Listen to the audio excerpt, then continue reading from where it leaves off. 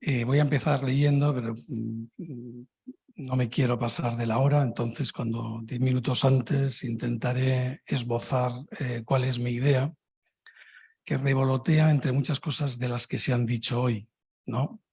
Sobre todo Miguel Armando, que has puesto ahí una serie de cuestiones, ¿no? Lo que pasa que, claro, aquí entra en juego qué se entiende por platonismo, qué se entiende por idea, qué se entiende por realidad, y lo que importa es el problema mismo, ¿no? ¿Cuál es mi perspectiva? Mi perspectiva, yo voy a utilizar, o sea, desde luego en el trasfondo está Zubiri, que es un pensador que yo creo que muy importante, aunque creo que tiene justamente unos límites y sobre todo en determinadas interpretaciones que están haciendo algunos amigos míos de intérpretes de Zubiri, que tiene que ver con el problema de la intuición. Varios hermeneutas actuales de mucha importancia justamente lo que dicen es que ni la inteligencia ni la afectividad intuyen nada originariamente, salvo la formalidad en terminologías de Zubiri, que sería justamente la realidad, que es inespecífica, no tiene contenido. De tal manera que, digamos, el contenido de los valores, pero no solamente de los valores, sino el contenido de la ciencia se construye. Esto es digamos, una labor que está haciendo sobre todo Diego Gracia y que yo creo que él tiene fundamentos en Zubiri muy importantes porque el propio Zubiri deja ahí abiertas una serie de cuestiones muy decisivas. Yo justamente ya llevo años intentando ver que hay un desarrollo de la fenomenología, de la experiencia originaria, que Zubiri hace muy bien, tanto en el primer tomo de la trilogía como en el segundo tomo de la trilogía. Hay que tenerlo muy en cuenta porque es verdad que es la actividad del sujeto. Por eso otra cuestión clave es el tema de subjetivo. Yo creo que la verdad es subjetiva. El problema es que se entiende por sujeto, por subjetividad. Y aquí, por supuesto, es muy importante la tradición del pensamiento cristiano porque Dios es espíritu. Creo que eso es decisivo. La verdad, aquí se ha expuesto la teoría de la verdad como, yo la he conocido a través de Husserl, como que rescata la tradición como adecuación entre el contenido ideal de una proposición y la realidad, pero es que las proposiciones están construidas por el espíritu. Las proposiciones están construidas, lo que pasa es que están construidas desde la realidad. Entonces, otra posición es muy importante de la que yo parto. O sea, primero, la dialéctica que hay. O sea, el primer problema es qué es realidad. Eso es absolutamente clave. ¿Qué es realidad? ¿No? Y claro, yo sí que creo que hay un problema ahí. Yo, de hecho, al primer Husserl, ya en mi tesis doctoral hace un montón de tiempo, claro, él dice que no es platónico, él no hace una hipóstasis platónica, pero cualquiera que haya leído las investigaciones lógicas con cierto rigor, pues se da cuenta de claro, que es ese mundo de esencias ideales, ¿no? Eternas, que además es el reino de la verdad, dice Husserl, las investigaciones lógicas, ¿no? Eso es muy complicado, eso hay que irlo. Yo creo que aquí sí que se han dado pasos adelante. Yo creo que Zubiri tiene una inspiración buena que rescata el pensamiento cristiano clásico, ¿no? De dar una primacía a la realidad, pero claro, ¿qué es realidad? Y aquí viene otra cosa que a mí me parece muy importante y es que naturalmente que el mundo no es la única realidad, desde luego para el cristiano no. El mundo ha sido creado. Por eso yo en medio del texto, no sé si me va a dar tiempo leerlo, introduzco una cosa muy importante que ha tenido una influencia fundamental en Zubiri, pero que no se sabe bien, que es la tradición de los victorinos, a través de San Agustín, ¿no? Donde hay el relato del mal en la creación, ¿no? Y ahí Hugo de San Víctor, sobre todo, muestra que, digamos, dónde surge el mal, que es en la falta de la conversión de los ángeles en alabanza a la contemplación de Dios, que es la realidad suprema. Yo creo que ahí se fundan todos los valores. Y en ese sentido la inspiración que mueve a Zubiri me gusta. ¿Por qué? Porque lo que no se, quiero decir, no se puede hipostasear los valores en una especie de ente platónico, de alguna manera. Es una posibilidad de interpretación a Platón. Claro, es que Platón es muy complicado también, ¿no? Una especie de mundo de entes que son de suyo, que en ese sentido no se reducirían a la subjetividad, ¿no? y se imponen. Claro, eso Yo creo que eso no es así. En la tradición del pensamiento cristiano, aunque esto es un tema muy complejo, pero yo creo que habría que retomar el proyecto de investigación que tenemos sobre estética medieval, porque yo creo que hay que convertirse un poco a la Edad Media. Esto no es lo que dicen algunos de ir hacia atrás, no, no. Quiero decir, hay que mirar cosas que están en la tradición que son muy importantes, que el pensamiento moderno ha dejado de lado para mal suyo, me parece a mí, ¿no? Quiero decir que lo que ha hecho la tradición cristiana a partir de San Agustín es, de alguna manera, meter el mundo de las ideas de Platón en la mente de Dios. Es decir, convertirlos en noemas divinos. Porque yo creo, desde luego, que no hay verdad sin espíritu. Esto ya lo dice Santo Tomás. Una cosa que me ha sorprendido mucho porque, como siempre se enfrentaba, algunos de mis maestros en la Complutense siempre enfrentaban, digamos, idealismo, realismo, ¿no? Y el idealismo de Husserl con el realismo de Santo Tomás, pero Santo Tomás, una de las cosas que me ha sorprendido a mí al profundizar algo en Santo Tomás, no mucho, es que Santo Tomás siempre dice que en orden a la verdad tiene primacía la inteligencia, lo cual es verdaderamente sorprendente porque eso es muy parecido a lo que dice Husserl en cierto sentido. Bueno, este es el tono del texto, ¿no?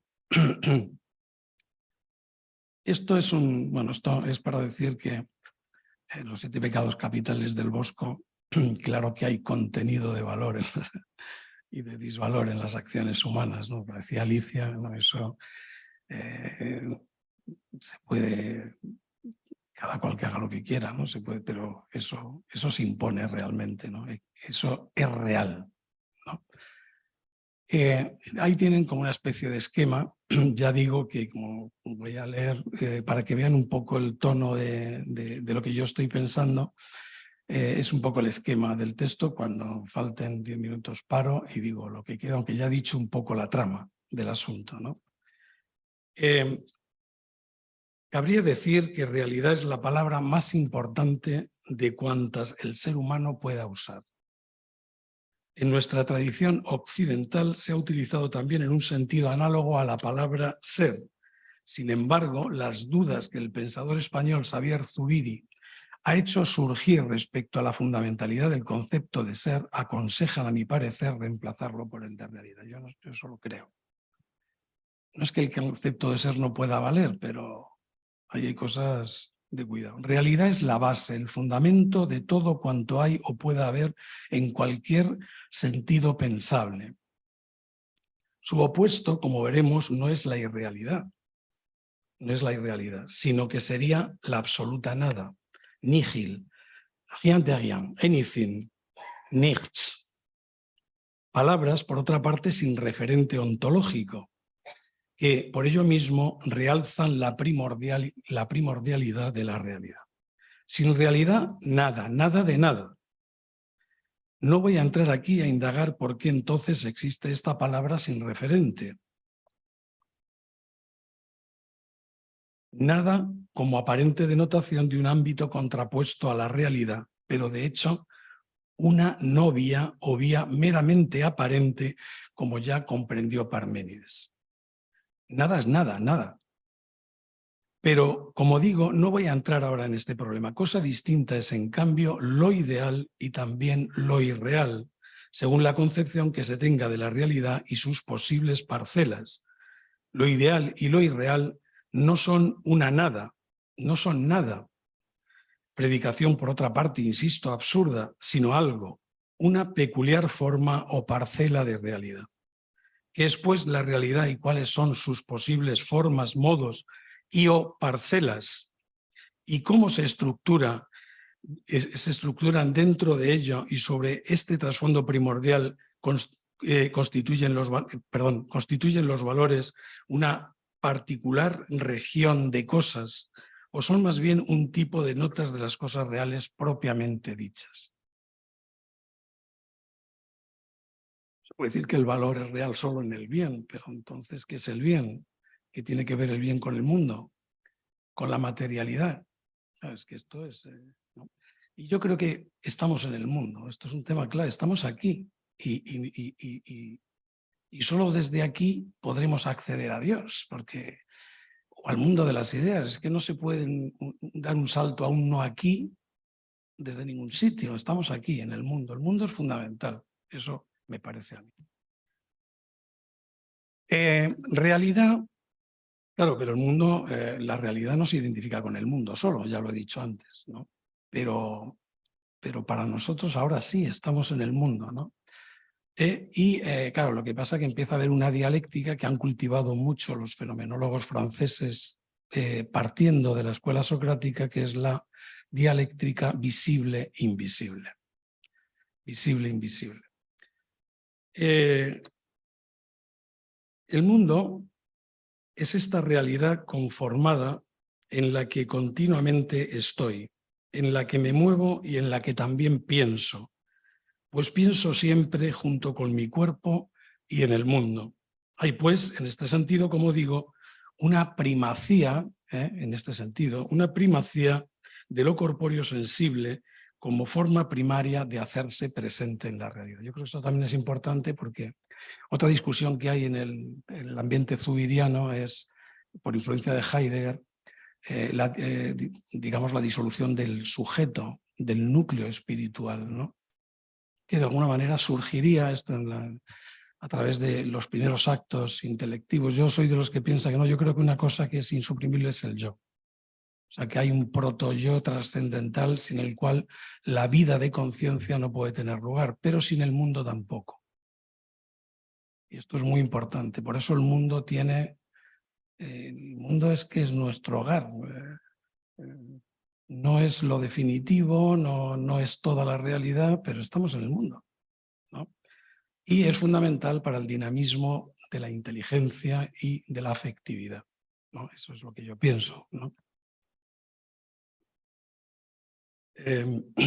Por eso, claro, yo estoy de acuerdo con lo que ha dicho Miguel Armando, que es la realidad la que es valiosa. O sea, en el propio título que yo indico, es la realidad la que es valiosa. Lo difícil es ver cómo efectivamente las propiedades que ya San Alberto Magno ya se dan neutramente, en una aprehensión neutra, decía San Alberto Magno, ¿no? Cómo esas propiedades al mismo tiempo están atravesadas de valor, cómo están atravesadas de valor. Los bienes, los fines y los valores constituyen un ámbito ontológico ambiguo, a medio camino entre lo visible y lo invisible, y juegan un papel, pues es que ya es la hora. Bueno, entonces voy a explicar, me quedan 5 minutos, ¿no? Que juegan un papel fundamental en la vida del hombre, ¿no? Aquí es donde, bueno, no he dicho que este proyecto de investigación fue precedido por otro en el que participaron algunas personas aquí presentes y que, si Dios quiere, ya después, con mucha tardanza, ¿no? Se publicará ya, está ya de verdad, ahora sí que está ya a punto, que es un proyecto de investigación sobre la ampliación de la razón. O sea, nosotros hemos dado vuelta en este sentido, no se puede, efectivamente Miguel Armando ha utilizado una palabra muy interesante que es intelectualismo, y yo creo que sí, yo creo que ha habido un pecado de intelectualismo en la tradición occidental, que viene en cierto modo de los griegos, ahí ven un poco el esquema, ¿no? Y probablemente de la escuela socrática, ¿no? En el sentido de que parece que la razón es la razón que Husserl va a llamar la razón objetivante de los actos ponentes, ¿no? La razón teorética, la razón que antes lo ha dicho Juan Miguel magníficamente, que aprende lo real, sea visible o invisible, en su condición neutra, en lo que de suyo es. Y ahí el espíritu como que desaparece, porque lo que hace el espíritu es, digamos, describir las propiedades objetivas, que objetivo también hay que tener mucho cuidado, de las cosas que se dan, ¿no? Pero claro, con los bienes, los valores y los fines, ahí el alma deja de ser transparente. El alma se está poniendo a sí misma a través de la afectividad, ¿no? Y esa afectividad, claro, está desencadenada por cualidades reales que tienen las realidades visibles y también las invisibles.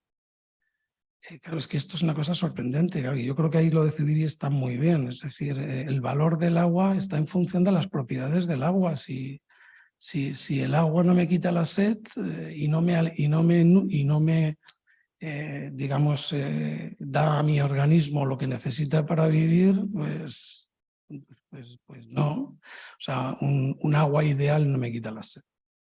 Tiene que ser agua real, ¿no? Y con esto pasa lo mismo. Claro, yo en estética, que es la otra faceta a la que me vengo dedicando desde mucho tiempo, claro, yo siempre digo a mis alumnos, la palabra estética viene de aisthetética, aisthesis, sentir, es decir,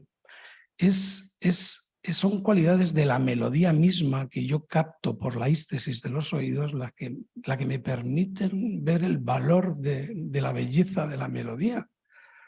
Otra vez vemos la importancia de la carne, de la materia, del mundo. Y claro, eso yo comprendo que es un misterio, ¿no? Yo creo que, en última instancia, ya para acabar, o sea, yo creo que otra cosa que me parece importante, me parece una tragedia lo que ha pasado, la disyuntiva entre teología y filosofía. Me parece un desastre. Y yo creo, como Husserl, que hay una filosofía y que se debe hacer una filosofía pura, es decir, en una descripción absolutamente, una entrega del alma a lo que la realidad es. No crear, no inventarse, eso queda para otras parcelas. Yo creo en eso, pero las revelaciones que dan muchas luces. El texto que ya aludía de San Agustín del libro 12, el punto 3.3, es impresionante porque dice que lo que hace realmente, él utiliza el día, la noche y la mañana en el proceso del Génesis y dice, en el día el ángel, los primeros ángeles, contemplan la maravilla de la creación en el Logos, que es Cristo. El Logos, quizá eso sea lo ideal. En la filosofía cristiana son las razones eternas de San Agustín, es lo ideal que está en la eternidad de Dios desde siempre y que es, en esto insiste mucho Zubiri, es que es real. O sea, es que las idealidades no están ahí flotando, están siempre ancladas en una realidad.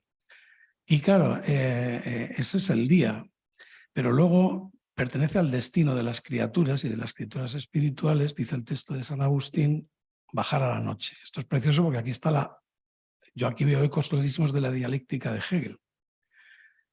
En la noche, la noche es noche porque en realidad, quiere decir, ya no ve a través del logos eterno, sino que el ángel, los ángeles contemplan ellos mismos la realidad desde su mismidad.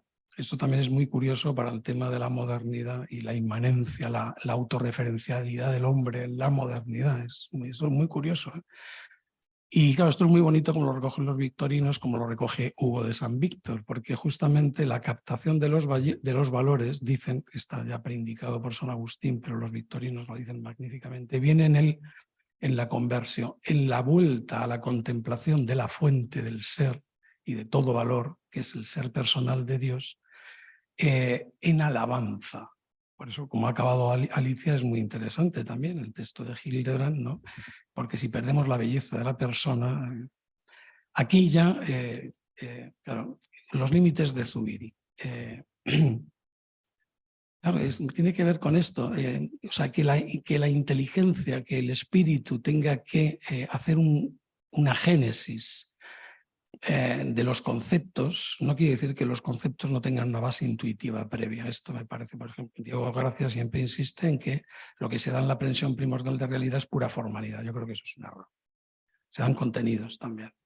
Lo que pasa es que el espíritu humano, que es una criatura, necesita tiempo y un despliegue del logos para iluminar esos contenidos y crear conceptos. Por eso el concepto de irrealidad no coincide con el de idealidad. Ahí Husserl, claro, tiene un problema, porque un problema que él soluciona. El paso del segundo Husserl es pasar de las investigaciones lógicas justamente a una fenomenología genética, donde ya se empieza Husserl a decir que los conceptos se constituyen en un proceso que es incluso de temporalidad intencional interna, etcétera, ¿no? Entonces yo creo que lo que hace el espíritu es iluminar, pero la realidad, y ya acabo, es justamente, la realidad es la fuerza de la realidad, el poder de la realidad, que en última instancia viene de la realidad con mayúsculas, que es la realidad de su yo, que es Dios.